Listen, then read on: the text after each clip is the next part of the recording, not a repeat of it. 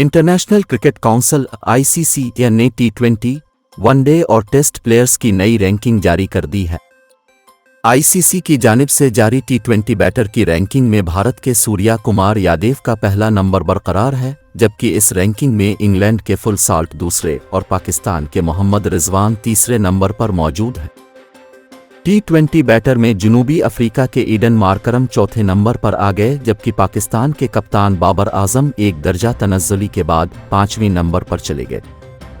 जारी रैंकिंग के मुताबिक वनडे बैटर में बाबर आजम पहले, भारत के शुभमन गिल दूसरे और विराट कोहली तीसरे नंबर पर विराजमान है।